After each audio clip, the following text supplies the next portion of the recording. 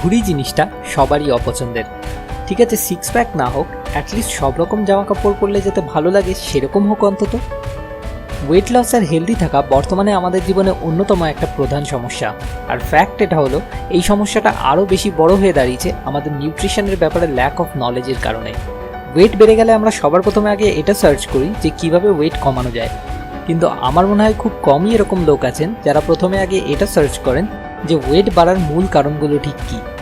রোগের আসল কারণ না জেনেই যদি আমরা রোগ সারাতে বসে যাই তাহলে সেটা ঝাড়ফুঁক তুকতাক ছাড়া আর কিছুই বলা চলে না। তো আজ এই ভিডিওতে সবার প্রথমে আমি আপনার সঙ্গে শেয়ার করব যে ওজন বাড়ার মূল কারণগুলো কি কি। তারপর আমি আপনার সঙ্গে এরকম 5টি অতি সাধারণ টিপস শেয়ার করব যেগুলো ফলো করার জন্য আপনাকে নতুন করে কিছু করতে হবে না, শুধু আপনি রোজ যা করে আসছেন সেগুলোকেই একটু অন্যরকমভাবে করলেই হবে।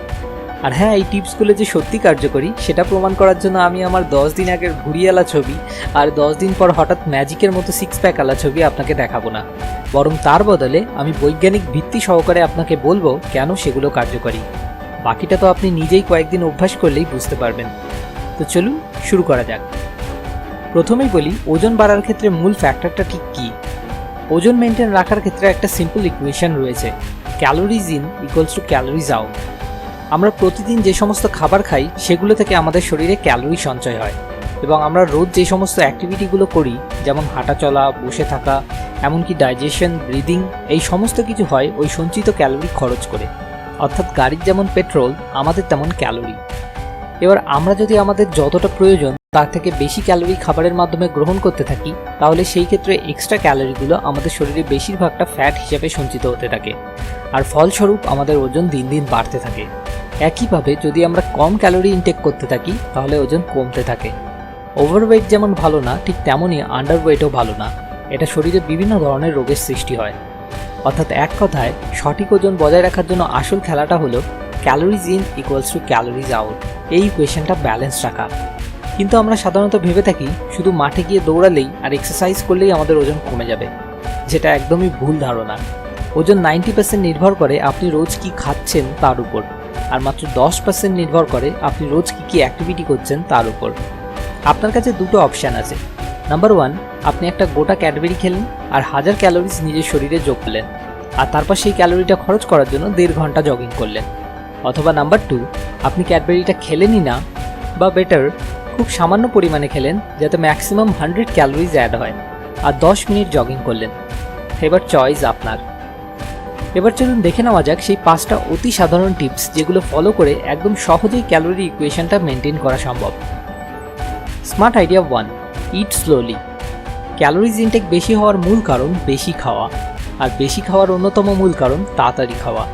তাড়াতাড়ি খাওয়া শেখ, নাহলে এরপর অফিস যাওয়ার জন্য ট্রেন ধরবি কী করে? ছোটোবেলায় কতবার যে ডায়লগটা আমরা শুনেছি তার কোনো ঠিক নেই, আর সেই মতো অভ্যাসও হয়ে যায় তাড়াতাড়ি খাওয়া। পেট যে ভর্তি হয়ে গেছে সেই সিগন্যালটা পেট থেকে আমাদের মস্তিষ্কে পৌঁছায় আমাদের খাওয়া শুরু করার পর থেকে 20 মিনিট পরে। কিন্তু আমরা বেশিরভাগই 5 মিনিটেই প্লেটে সমস্ত খাবার শেষ করে ফেলি, যার ফলে ওভার ইটিং হয়ে যায়, যেটা আমরা হয়তো সেই মুহূর্তে টের পাই না, এবং অজান্তেই প্রয়োজনের থেকে বেশি ক্যালোরি ইনটেক করে ফেলি। এছাড়াও স্লো ইটিংয়ের আরও একাধিক উপকারিতা রয়েছে, যেমন নাম্বার 1, ইজিয়ার ওয়েট লস। রিসার্চাররা যখন কিছু মহিলাদের নিয়ে স্লো ইটিংয়ের উপর একটা এক্সপেরিমেন্ট করলেন, তারা দেখলেন ফাস্ট ইটিংয়ের সময় সেই মহিলারা 9 মিনিটে 646 ক্যালোরি কনজিউম করলেন, কিন্তু স্লো ইটিংয়ের সময় সেই তারাই আবার 29 মিনিটে মাত্র 579 ক্যালোরি কনজিউম করলেন। অর্থাৎ 20 মিনিট বেশি সময় ধরে খাওয়া সত্ত্বেও 67 ক্যালোরিজ তারা কম কনজিউম করলো। এবার ভাবুন, আপনি যদি দিনে 3 বারই স্লো ইটিং করে খাবার খান তাহলে 67 × 3 অর্থাৎ টোটাল প্রায় 201 ক্যালোরিজ রোজ আপনি কম ইনটেক করতে থাকবেন, যেটা প্রায় 20 মিনিট জগিং করার সমান। নাম্বার 2, মোর স্যাটিসফ্যাকশন। ফাস্ট ইটিং করার ফলে শুধু যে সেই মহিলারা মোর ক্যালোরি কনজিউম করলেন এটুকুই নয়, আরও ইন্টারেস্টিং ব্যাপার যেটা হলো, যখন সেই মহিলারা ফার্স্ট ইটিং করে লাঞ্চ করলেন তারা 1 ঘন্টা পর অধিক ক্ষুধার্ত অনুভব করতে লাগলেন কম্পেয়ার টু যখন তারা স্লো ইটিং করে লাঞ্চ করেছিলেন।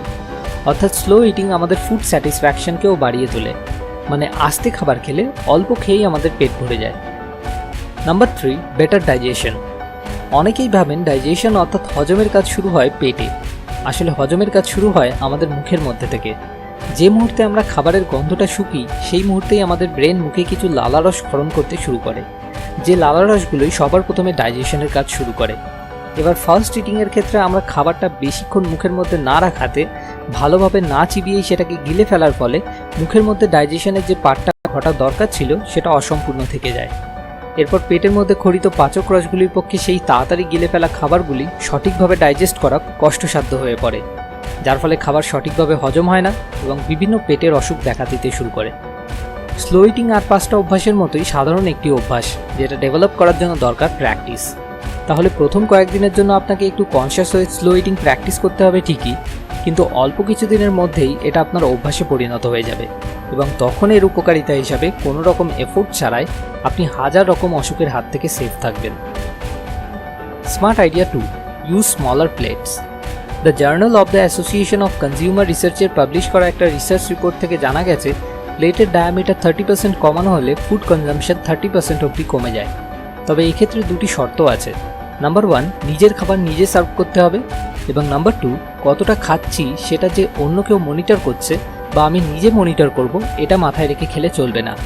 অত্যন্ত সিম্পল একটা জিনিস যেটাকে ফলো করে খুব সহজেই আমরা নিজের অজান্তেই 30% লেস ক্যালোরি ইনটেক করতে পারি। এর থেকে সোজা ওয়েট লস টিপস আর কিছু হতে পারে বলে আমার মনে হয় না, আর এটা যে কতটা কার্যকরী তা আপনি নিজে একবার নেটে সার্চ করলেই জানতে পারবেন। Smart idea 3, cardio in empty stomach.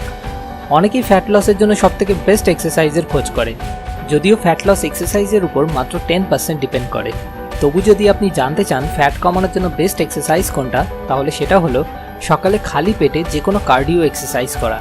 Cardio exercise সেগুলোকে বলা হয় যেগুলো আমাদের হার্ট রেটকে বাড়িয়ে তোলে, যেমন running, swimming, skipping and of course having sex. যদি আপনি ম্যারিড হন তাহলে লাস্টেরটা, আর যদি ম্যারিড না হন তাহলে বাকিগুলোর মধ্যে যে কোনো একটা বেছে নিতে পারেন। এবার প্রশ্নটা হলো ফ্যাট লসের ক্ষেত্রে কার্ডিও বেস্ট কেন? রাতে 6-7 ঘন্টা ঘুমিয়ে সকালে ঘুম থেকে ওঠার পর যখন পেট সম্পূর্ণ খালি, সেই সময় যদি আপনি কোনো কার্ডিও এক্সারসাইজ করতে শুরু করেন তাহলে আপনার বডির হঠাৎই প্রচুর পরিমাণে এনার্জির দরকার পড়ে, আর যেহেতু পেট খালি তাই তখন টার্গেট হয় আগে থেকে জমিয়ে রাখা ফ্যাট। এই সময় ফ্যাট ভেঙে বডির প্রয়োজনীয় এনার্জি সরবরাহ করা হয়, যার ফলে ডাইরেক্ট ফ্যাট লস হতে থাকে। তাই ফ্যাট লসের ক্ষেত্রে ভরা পেটে ওয়েট লিফটিং বা যোগা করার থেকে অনেক বেটার এমটি স্টমাকে কার্ডিও এক্সারসাইজ করা। Smart idea 4, say no to water between meals. আমাদের অন্যতম আরেকটি ক্ষতিকর অভ্যাস খাওয়ার সময় খেতে খেতে জল খাওয়া। খাবার হজম হওয়ার জন্য আমাদের পাকস্থলীতে যে পাচক রসগুলি খরিত হয়, খাওয়ার সময় জল খাওয়ার ফলে জল সেই পাচক রসগুলির সাথে মিশে গিয়ে সেগুলোর ঘনত্ব কমিয়ে দেয়, যার ফলে খাবার ঠিকমতো হজম না হয়েই শরীরে শোষিত হয়ে যায়, যা রক্তে ইনসুলিনের পরিমাণ বাড়িয়ে তোলে এবং যত বেশি ইনসুলিন তত বেশি ফ্যাট স্টোরিং। ফলে এই জিনিসটি শরীরে ফ্যাট স্টোরিংয়ের হারকে বাড়িয়ে দেয় এবং তার সাথে সাথে বিভিন্ন রোগ ব্যাধিকেও আমন্ত্রণ জানায়। তাই রিসার্চাররা রিকমেন্ড করেন খাওয়ার অন্তত 30 মিনিট আগে এবং খাওয়ার অন্তত 1 ঘন্টা পর প্রয়োজনীয় জল খেতে। খেতে খেতে যাতে জল তেষ্টা না পায় তার জন্য আমাদের খাবারে খুব কম পরিমাণে লবণ এবং চিনি ব্যবহার করতে হবে। তাছাড়াও লবণ এবং চিনি আমাদের শরীরে ফ্যাট সরবরাহ করার অন্যতম দুটি প্রধান উৎস। জলের ব্যাপারে আরেকটি গুরুত্বপূর্ণ তথ্য, সুস্থ থাকার জন্য অন অ্যান অ্যাভারেজ রোজ আমাদের 2 লিটার জল পান করা প্রয়োজন। এটাকে 8x8 রুলও বলা হয়, অর্থাৎ সুস্থ থাকার জন্য প্রতিদিন 8 আউন্স জল ধরে এরকম টোটাল 8 গ্লাস জল পান করা প্রয়োজন। Smart idea 5, never stay hungry. আগের স্মার্ট আইডিয়াগুলো শুনে অনেকেরই হয়তো এই ভুলধারণাটা হতে পারে আমি কম খেতে বলছি। হ্যাঁ, এটা ঠিক কম খেতে বলা হচ্ছে, কিন্তু পেটে খিদে রেখে কম খাওয়ার কথা বলা হচ্ছে না, যে কারণে স্লো ইটিংয়ের কথা বলা হয়েছে। মূল উদ্দেশ্য কম খাওয়া না, মূল উদ্দেশ্য ওভার ইটিং না করা। আর ওভার ইটিংয়ের চান্স তখনই সব থেকে বেশি থাকে যখন আমরা হাংরি অর্থাৎ ক্ষুধার্ত থাকি। যখন আমরা ক্ষুধার্ত থাকি তখন আমরা ইমোশনাল ইটিং করতে শুরু করি, যার ফলে খুব তাড়াতাড়ি অনেকটা খাবার খেয়ে ফেলি। সেই সময় এইসব slow eating, use smaller plates এইসব কিচ্ছু মাথায় থাকে না, সব মাথা দিয়ে বেরিয়ে যায়। এই কারণে কখনো ক্ষুধার্ত থাকা একদমই উচিত না। ডাক্তাররা রিকমেন্ড করেন প্রতি 3 ঘন্টায় কিছু না কিছু অন্তত খেতে। যাতে আপনি দিনভর ক্ষুধার্ত না অনুভব করেন তার জন্য সবথেকে গুরুত্বপূর্ণ হলো ব্রেকফাস্টটা সবথেকে হেভি এবং হেলদি করতে হবে, এবং যত দিন গড়াবে অর্থাৎ লাঞ্চে ব্রেকফাস্টের থেকে কম এবং ডিনারে একেবারেই কম খেতে হবে।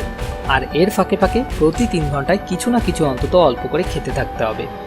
প্রোটিন জাতীয় খাবার সবথেকে বেশি, যেমন ডিম, মাংস, দুধ, এবং শর্করা ও ফ্যাট জাতীয় খাবার যেমন ভাত, মিষ্টি অল্প পরিমাণে খেতে হবে। কারণ সুস্থ থাকার জন্য শরীরে শুধু ফ্যাট কমালেই চলবে না, তার সাথে সাথে আমাদের দরকার শরীরে মাসল পার্সেন্টেজটাকেও বাড়ানো, আর সেটা বাড়বে প্রোটিন জাতীয় খাবার থেকে। তো চলুন সবশেষে একবার মূল কথাগুলো রিক্যাপ করে নেওয়া যাক। নাম্বার 1, ওজন সঠিক বজায় রাখার জন্য শরীরে ক্যালোরিজ ইন ক্যালোরিজ আউটের সঙ্গে সমান রাখার চেষ্টা করুন।